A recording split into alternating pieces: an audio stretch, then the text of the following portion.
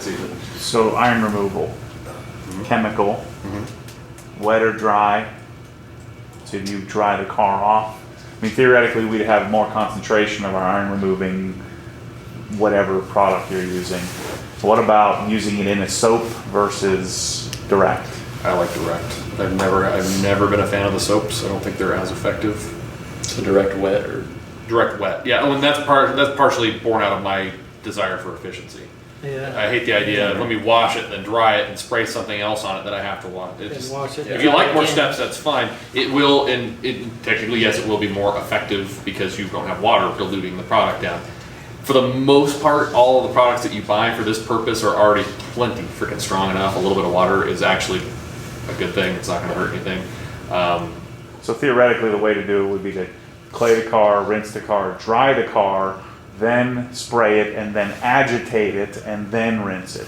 But I'm the other way around though. So I'm a wash, then chemical decon, then rinse, then mechanical decon. Then clay. Oh, I'm sorry. Yeah. That's what I do too. Yeah. So you would wash, dry, iron remove. Because what you don't want to do is dislodge a big particle of iron and be claying that into the surface of the paint. Unlikely, but possible. Yeah.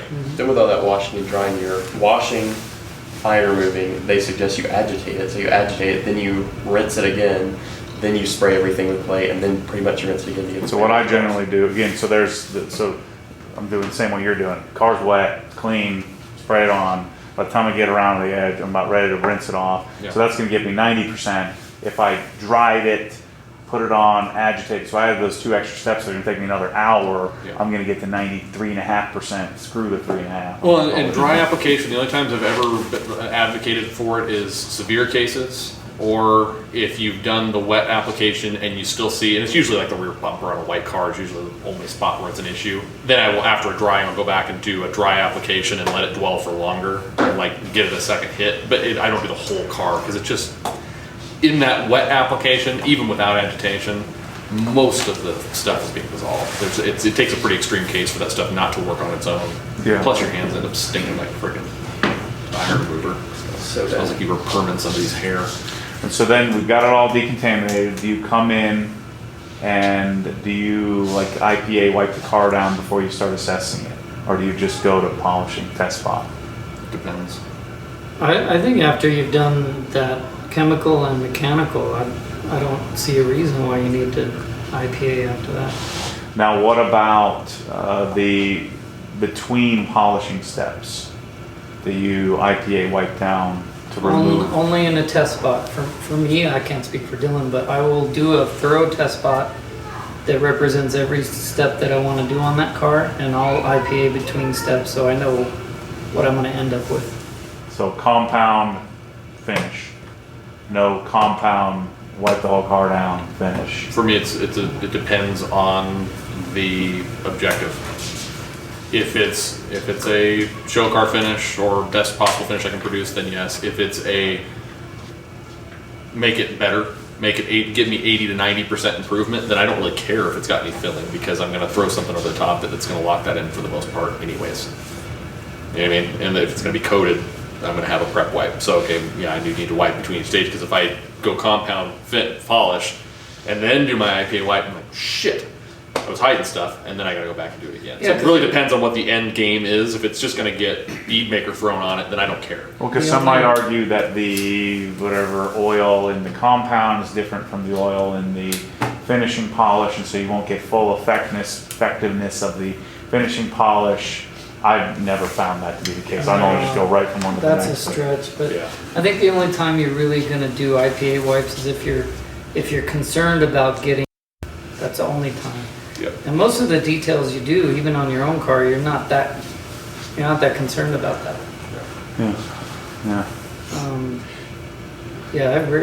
I can't think of the last time I did IPA between steps on a whole car. The last time I did was when I did the full coating on the 4Runner. I did every step because I was going for out and out, and I was going to do heavy solvent strip and then coat it. So I wanted to make sure that when I got to that last wipe down, that I wasn't going to get surprised by something defect earlier in the process. But Yeah, too. So Tristan, you don't feel that the compounds, the oil in compounds, you don't think it has a filling effect, like once you're done? You don't think there's some? Every polish on the market has some filling effect. Yeah, there's a bunch of Every- no every- fillers. That's impossible. It's bullshit, Everything, Yeah. everything has a potential to fill a defect. Todd always does a demo in our classes. He'll wipe the side of his nose, get like oil from his nose, and he'll wipe it.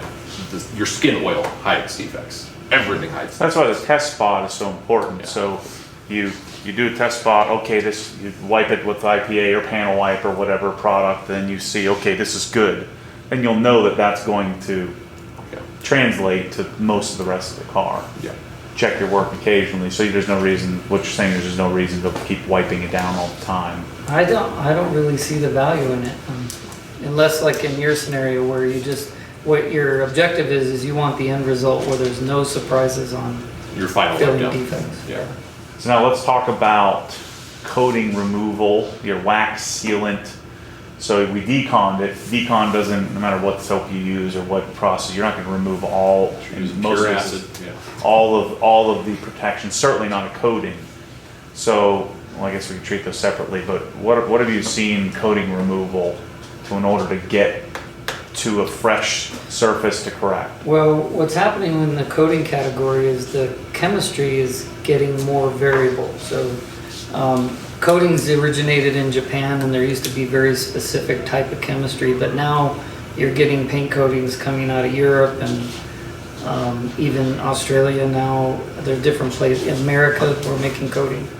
So the chemistry is being different. So to remove, some of them is strong chemical, and some of them you have to abrade the coating off. The only way to remove it is to abrade it off with a sandpaper or a compound. And how do you know when it's No. off? You don't. You know, it's a wild ass guess for the most part. Well, the real thick ones, you can tell if they require abrasion. You can actually kind of tell that you're removing the film because you'll see the edge of the film. But that's only with the thicker ones. Now, what about coating residue versus actual clear coat residue? Does it clog pads more readily? I mean, you should be swapping pads more often. Let's say that you've decided, okay, this compound microfiber is actually removing it. It's so. It will ambiguous. depend largely on the chemical makeup of it, the concentration of various things. You have different fragmentation coming off. So it's going to have a residue. If it's coming off with that, you have some residue buildup. But it could be very similar to clear coat. More often than that's probably going to be much harder than clear coat. How do you know to sand it versus compound it? It really is a crapshoot because you can't see it unless you, like I said, the thicker ones. But you can do some research on a number of them. Like for example, I know for a fact Crystal Serum Ultra is probably one of the most chemical resistant coatings on the market.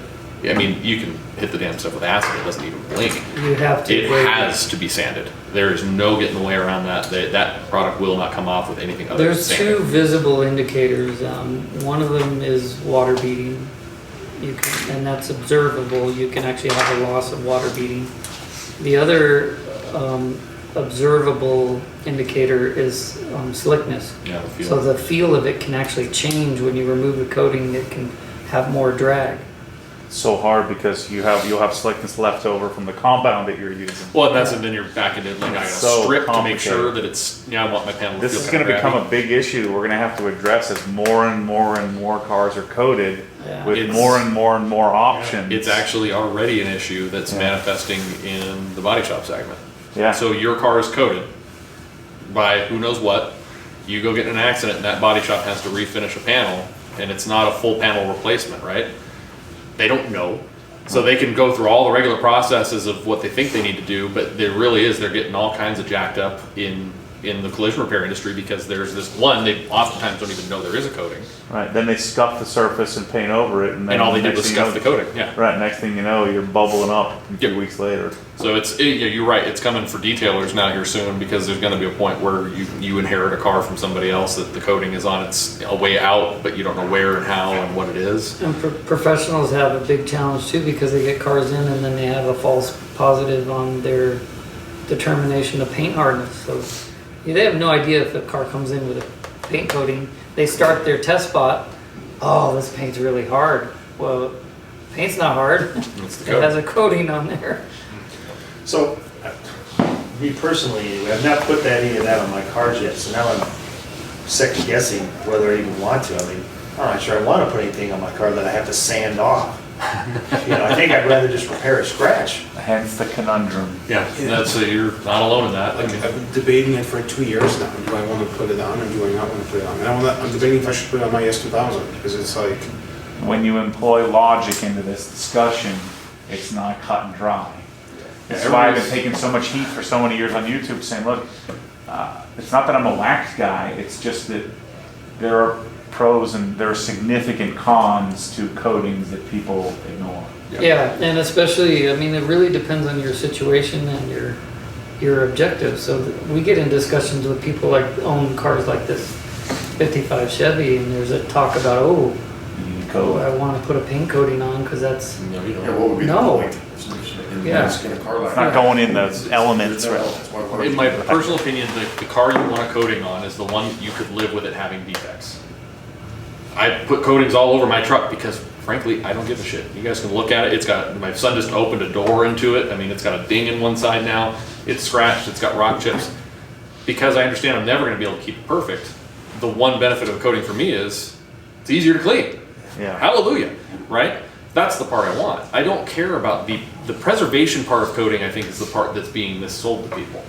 If you own a Ferrari 256 GTB, you don't need a coating on that car. One, because it's not going to go out that much, but even if it does, when it gets damaged, you're in your situation. Shit, now I have to sand it to fix it because that car is expected to look perfect. So when the defect happens, you can't spot correct it. Now you have to sand that whole panel to get the coating off, to fix that spot, and then reapply the coating and pray to God that it doesn't get scratched again, right? Right, because you can't spot treat and then expect, especially most coatings like Crystal Ultra, Crystal Light, it won't bond to itself. No, so you can't. Especially its cured self. Yeah. And so you can't just, well, let me just fix this spot and hit it. No, you got to do the whole panel. It's a full take panel. the adjacent panels, full panel. Then you don't know if it's removed.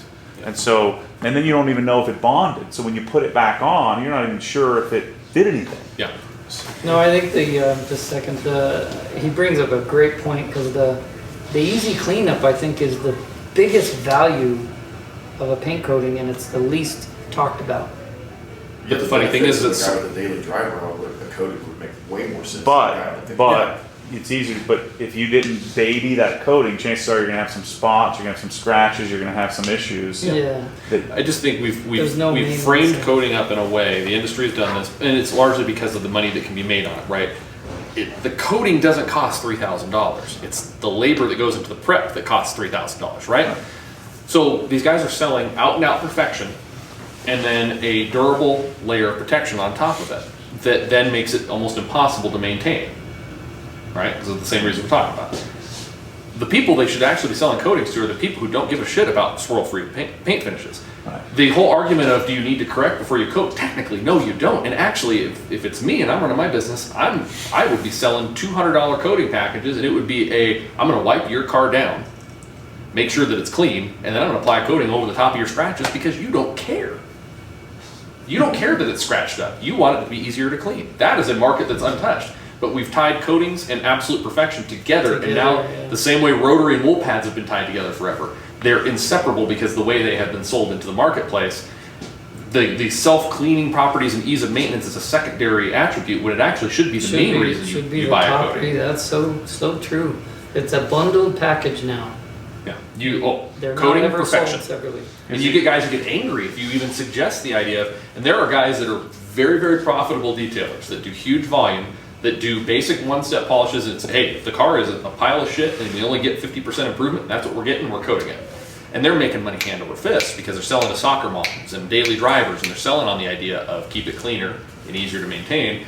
The guys who are you can only do it if you do a 5-step correction and you panel wipe everything down and you have this car looking like a concourse winner, those guys are angry because what that does is that takes all the money out of that deal for them. They can't charge $3,000 to $5,000 Well, for that's correction more and of coating anymore. that's more of an argument of business type. Yep. And less about products and more about the client. What client do you want to work for? If you want to run a profitable business and you want to do high volume, then versus I want to talk to a certain client, I want to massage their you know, what they're asking. But even then, and you've probably had this conversations with Andy and Kilmer and all these guys. They will not do a coating on these collections. And these guys, a lot of these guys that have these $1 million collections are, well, I want you to coat these, and they have to talk them out of it because one, it doesn't make good sense. But two, they don't need it. It's talking the customer out of a product they don't need. We can wax these things, they'll be fine. And then if something happens, I can come back and fix just that spot. I don't have to fix the whole car again for you. Right. And it's counterintuitive. You're talking yourself out of money to a degree. Because their bigger issue, those type of cars, bigger issues, dry wipe downs. Everyone's rubbing on those cars all Constantly. the time. Right. And so a coating's going to scratch just like, if not easier. Yep. You know, I noticed that on my Raptor. I coated Michelle's Raptor because I don't want to deal with it. But the paint looks like crap. It has some water spots on it, some scratches and all that. It still washes easier. Yeah, then that's the reason. You just have to deal with the fact that it's not going to look as good. Because to make a coating look good all the time is a lot more work than a waxed car. Yep. Yeah, I coated my wife's Jeep Cherokee and she runs it through tunnel washes. I don't wash it. So it's hammered. Because to keep a coating looking nice is harder, more work, more process. Now you're getting into 22 wash pads and trying not to touch the paint as much as possible to keep the coating looking good. Yeah. And that's when we get protection on top of protection, the protection for the protection, and it's a never-ending game. Yeah, so if we completely popped your bubble now, Cody? They're not, it's the way they've been sold. I think coatings are awesome. It's an amazing thing that has happened, and I don't think we quite appreciate it because we're living in the moment right now. I think a little bit longer down the line, we're gonna look back and say like, holy crap, what a huge thing that was. And detailers, some detailers are successful purely for that reason. It has made detailers make a lot more money. No, Oh God, I'm Also, freaking it's murder to get the money these guys Facebook get today. videos, you're like, oh, ceramic coating, it's gonna bead and you're gonna be driving down the road and it's just gonna be dry. First thing I do as soon as I wash my car and coat it is I pour a bottle of Dasani on it so I can make a YouTube video. Sorry. And it's just contributed to this perfect paint. Like, look how much we're chasing perfect paint prior to coating. That's what's hoping we gotta get this thing absolutely perfect. Yeah. And these 20-hour corrections, 30-hour corrections, and all that stuff. Ceramic coating has a big plan. We've always wanted to have good paint, but you guys see it. You sell the tools to do it with the focus that's on perfect paint. Yeah. Oh yeah. More than there ever has been. For everybody, and cars that don't necessarily deserve it, which is the funny part to me. I laugh when the guys are, more power to you if you want to, fix your 96 Honda Civic and make it the best looking Honda Civic on the block, but it's just, why?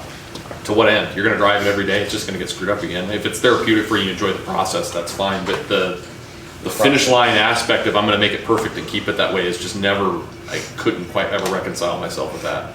There's cars that deserve perfection and maintenance on that level, and there are those that don't.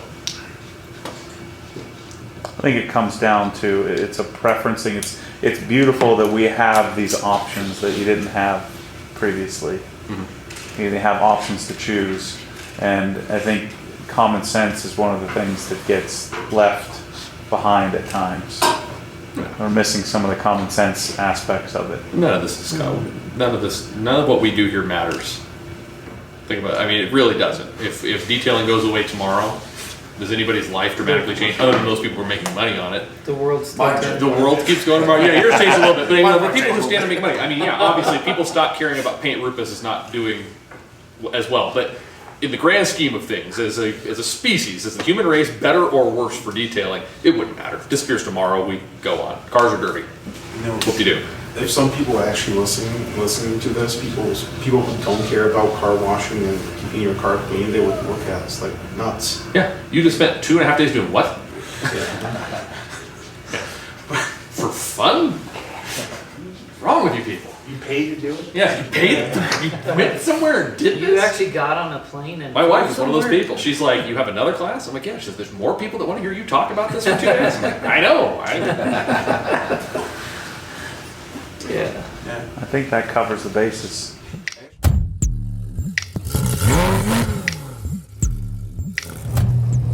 What happens when the force pulls you back, your foot naturally comes off the gas. You have to keep your foot to the floor, foot to the floor.